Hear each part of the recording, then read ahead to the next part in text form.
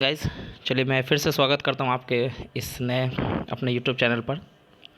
तो मैं फिर से लेकर आया हूँ बिहार का करंट अफेयर, और ये केवल बिहार का ही नहीं है बल्कि पूरे विश्व का करंट अफेयर है। तो यहाँ पर हम डिस्कस करेंगे, मतलब ये पार्ट 6 है, लेकिन यहाँ पर हम 1 जनवरी 2024 से लेकर 15 नवंबर 2024 तक का टॉपिक डिस्कस करेंगे। आपके जितने भी करंट अफेयर हैं सब इसमें कवर कर दिया जाएगा, आपको कहीं से भी अतिरिक्त पढ़ने की ज़रूरत नहीं है। चलिए तो शुरू करते हैं। पहला रिपोर्ट आता है आपके सामने, जस्टिस हेमा कमेटी रिपोर्ट। काफ़ी ज़्यादा इम्पॉर्टेंट है। आपको पता है केरल सरकार ने 2017 में इस कमेटी का गठन किया था। ठीक है, कमेटी बैठाने का मुख्य मकसद क्या था? ये 3 सदस्यीय कमेटी थी। बेसिकली जो मलयालम फिल्म उद्योग है वहाँ पर महिलाओं के साथ जो भेदभाव और यौन शोषण हो रहा था उसी को कम करने के लिए, उसी को ख़त्म करने के लिए इस कमेटी को बनाया गया था। केरल सरकार ने 2017 में इस कमेटी का गठन किया था, आप देख सकते हैं। बेसिकली फिल्म उद्योग में जो यौन उत्पीड़न और लैंगिक असमानता से जुड़े जो भी मुद्दे हैं उस पर इसे अपनी रिपोर्ट देनी थी। रिपोर्ट में बताया गया है कि मलयालम फिल्म उद्योग में यौन उत्पीड़न की व्यापक संस्कृति का खुलासा हुआ है, जिसमें कास्टिंग काउच, अश्लील टिप्पणी और पुरुष सह कलाकारों द्वारा महिलाओं सहकर्मियों में कमरे में जबरन घुसना, इन सब के उदाहरण देखने को मिले हैं। साथ ही साथ फिल्म सेट पर महिलाओं के लिए अपर्याप्त सुविधा भी एक बहुत बड़ा कारण है। साथ ही साथ शौचालय ना होना, चेंजिंग रूम की कमी, ये सब मुद्दे देखने गए। फिल्म उद्योग में लिंग आधारित वेतन असमानता लिखित अनुबंधों के अभाव का जिम्मेदार ठहराया गया। ठीक है, तो आप याद रखिएगा ये कमेटी किस लिए बनी थी और किस चीज़ पर रिपोर्ट दी है और किसने इसका गठन किया था। ये भी इम्पोर्टेंट है, नृत्यांगना यामिनी कृष्णमूर्ति का निधन हो गया। बेसिकली भरतनाट्यम और कुचिपुड़ी से संबंधित थी। 84 साल में इनका निधन दिल्ली में हो गया है। ठीक है, यामिनी कृष्णमूर्ति को का जन्म जो है वो डेट याद रखिएगा 20 दिसंबर 1940 को आंध्र प्रदेश के चित्तूर जिले के मदनपल्ली गांव में हुआ था, और इन्हें पद्मश्री, पद्म भूषण और पद्म विभूषण से सम्मानित किया जा चुका है। पहला राष्ट्रीय अंतरिक्ष दिवस काफ़ी ज़्यादा इंपॉर्टेंट है गाइस। ये 23 अगस्त 2024 को मनाया गया है। बेसिकली मनाने का रीज़न क्या था? जो चंद्रयान 3 मिशन था उसे 23 अगस्त 2023 को लॉन्च किया गया था। इसी के याद में इस चीज़ को मनाया गया है। आपको पता होगा कि भारत पहला देश बन गया था इसने दक्षिणी ध्रुव पर अपना रोवर उतारा था, और ऐसे देखा जाए कि चांद पर रोवर उतारने वाला तो भारत चौथा देश है। ठीक है, विक्रम लैंडर और प्रज्ञान रोवर के साथ भारत ने शिव शक्ति नामक स्थल पर उतारा था। जहाँ पर लैंडर हमारा उतारा था उसका नाम क्या था? शिव शक्ति नाम रखा गया था। इस बार की थीम क्या थी गाइज?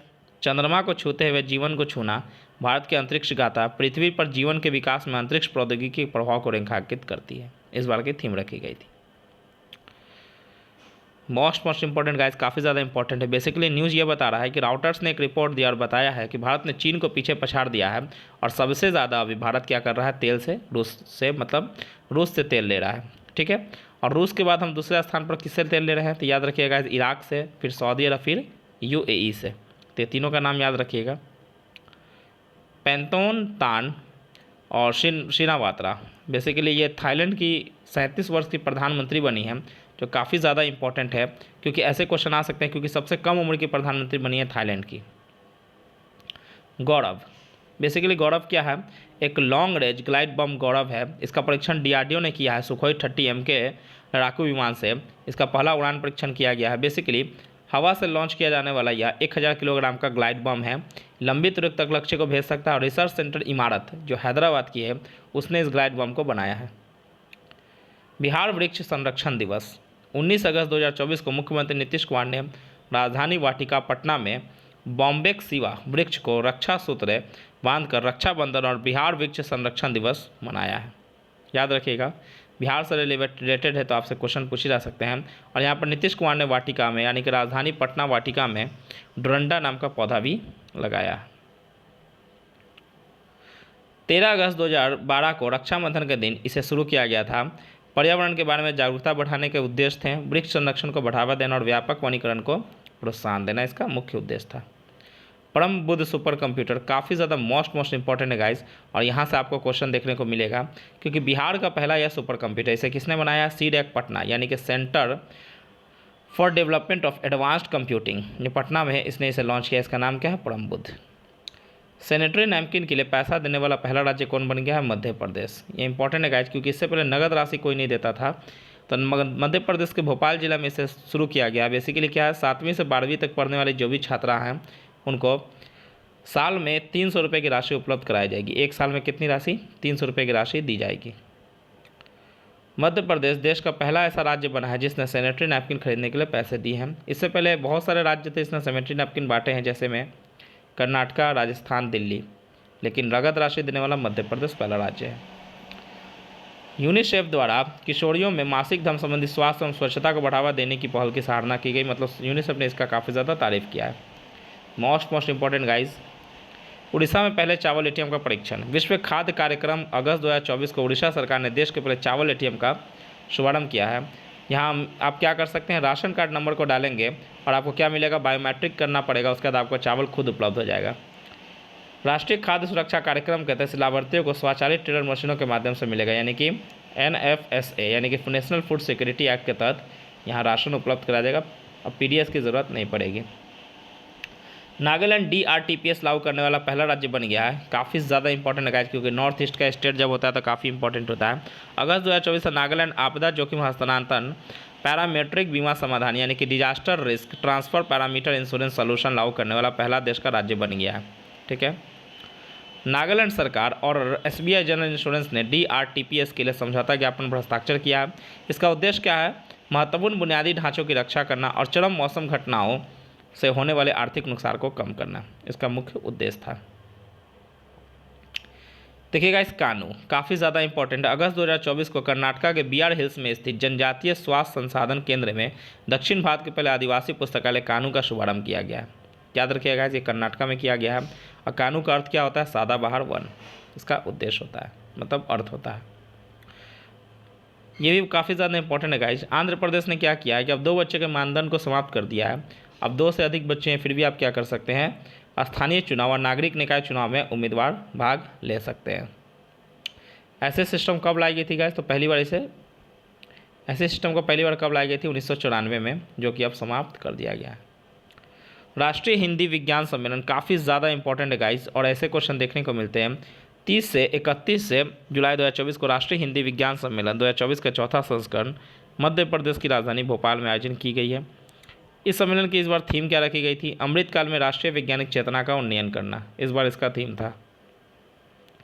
इस सम्मेलन का उद्देश्य क्या है, शोधकर्ताओं को हिंदी में अपने काम को प्रस्तुत करने और चर्चा करने के लिए एक मंच प्रदान करना था। मोस्ट इंपॉर्टेंट गाइज, इस बार इंडिपेंडेंस डे मनाया गया। आपको पता है कौन सा नंबर का, 78 है। और प्रधानमंत्री मोदी 11वें बार ये स्वतंत्रता दिवस पर भाषण दे रहे हैं, यानी कि संबोधन कर रहे हैं। थीम क्या रखी गई थी इस बार, विकसित भारत @ 2047, जो 2047 तक भारत को एक विकसित राष्ट्र में बदलने की दृष्टिकोण को दर्शाता है। यह दृष्टिकोण बुनियादी ढांचे, प्रौद्योगिकी, शिक्षा और स्वास्थ्य सेवा जैसे क्षेत्रों में व्यापक विकास पर जोर देता है, जिसका उद्देश्य क्या है, भारत की वैश्विक स्थिति को बढ़ावा देना। ये भी काफ़ी ज़्यादा इंपॉर्टेंट है। नए राज्यपालों की नियुक्ति की गई है, तो यहाँ से आपको क्वेश्चन देखने को मिल सकते हैं।